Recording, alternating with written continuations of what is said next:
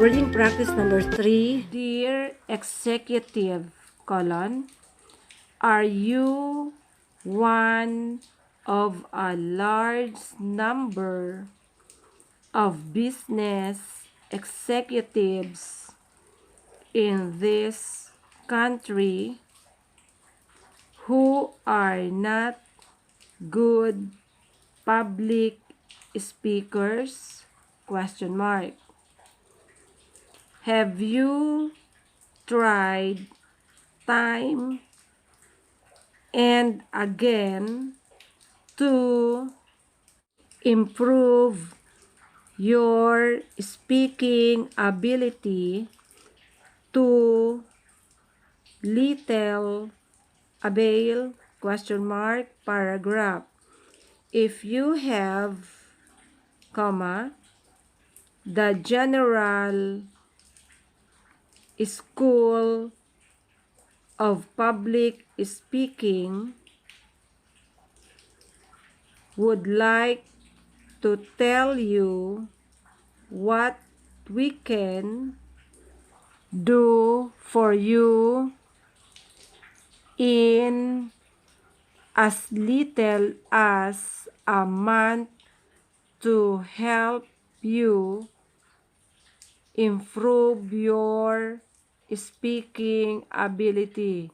Paragraph. A short course at the General School of Public Speaking provides you with special instruction in planning and organizing talks. In addition, it gives you the opportunity to practice speaking before other business executives who are also working to improve themselves. Paragraph. The cost of small, but the returns are big. Take advantage of this opportunity without delay. Write us today for further information. Cordially yours. Reading practice number 4. Dear Mr. Morris, if you are planning to enter the business world after graduation from high school, why not give yourself the advantage of a good technical education by spending a few short months at June's Technical Institute. At our school, you will be able to choose from a number of interesting, exciting technical fields. We have courses in data processing, electronics, and mechanical drawing. Paragraph. Enclosed is brochure that tells about several of the many interesting courses we offer. Take a few minutes now to look at the brochure. If you would like to have further information, just call us. Cordially. Reading practice number 5. Dear Miss Kent, during our regular check of credits for students who are planning to graduate in June, comma, we found a minor problem in your records, period. There is a discrepancy between your transcript of credits from Smith College and your State College degree plan paragraph. When you transferred from Smith College to State College last year, comma, there were courses in public speaking and business correspondence for which you were not given credit, period. Your transcript from Smith College shows that you enrolled in the courses, comma, but there are no final grades, period. In all probability, these were courses that you completed after transcript was mailed, paragraph. If you have completed these courses, comma, please have Smith College send us a current transcript so that we will be able to process your papers for graduation. Period. Cordially yours. Reading practice number 6. Gentlemen, colon.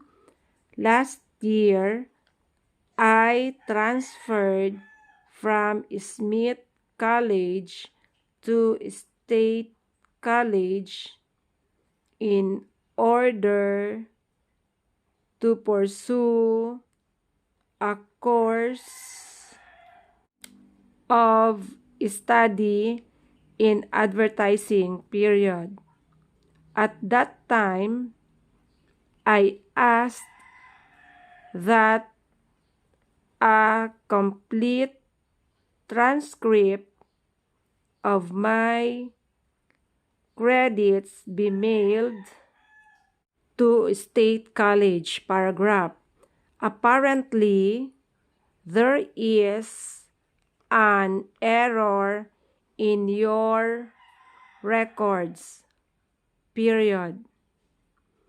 The transcript shows no final grades in my courses in public speaking and business correspondence, period.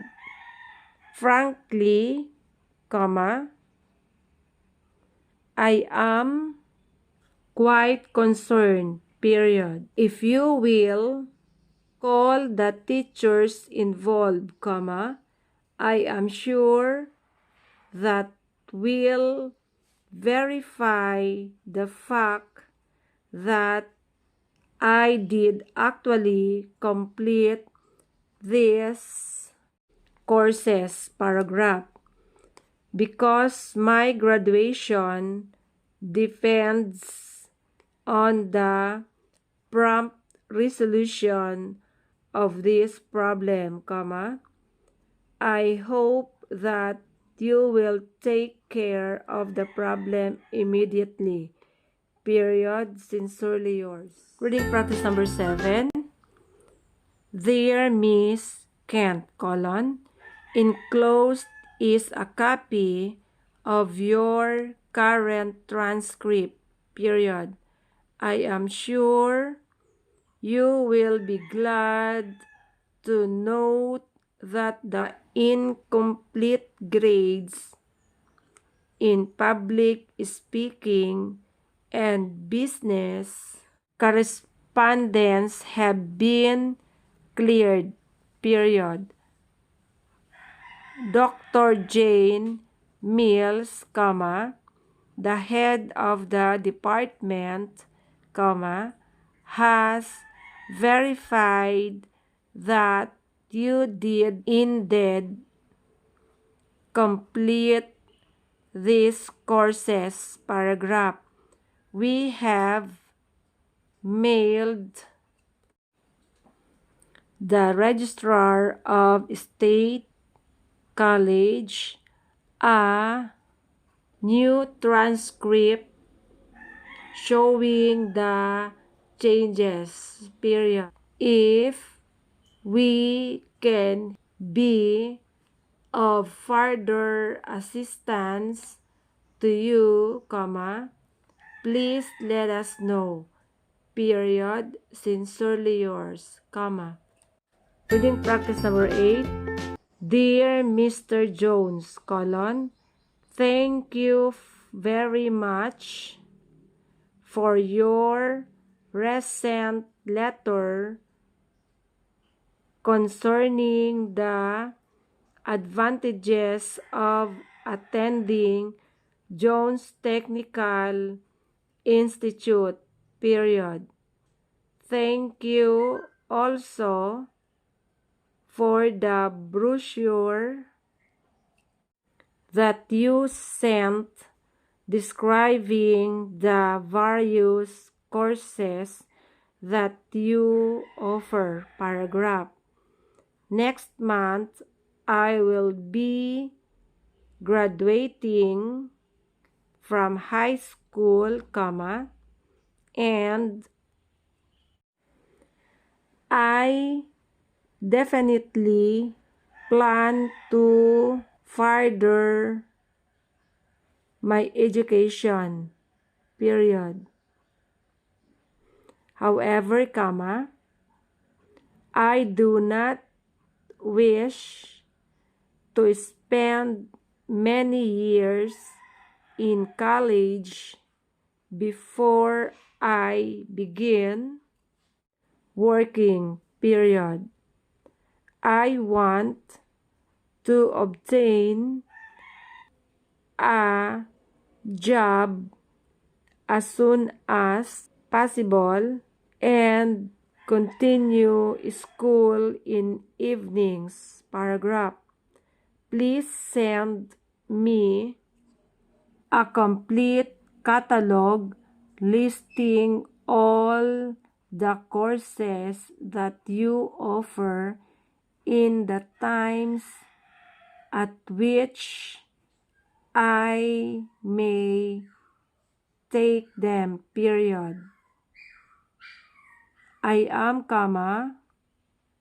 of course, basically interested in night courses, but I might be able to take 1 or 2 courses in the daytime if my work will permit. Paragraph. I would also like for one of your counselors to visit me at my home to discuss my attending Jones Technical Institute. Period. I am at home in the evenings of weekdays and on Sundays in the afternoon. Period. Thank you for considerations, Mr. Jones. Period. I am looking forward to receiving more information about your school in the near future. Period. Sincerely yours, Transcription quiz. Dear Mrs. James, thank you very much, Mrs. James, for sending me a copy of the complete transcript from Smith College, period. Thank you also for sending a copy to the registrar here at State College, period.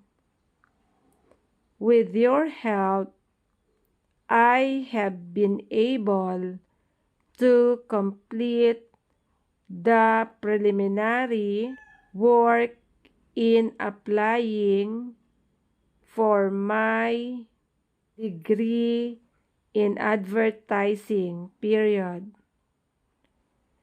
If all goes well, the degree will be granted in June, paragraph.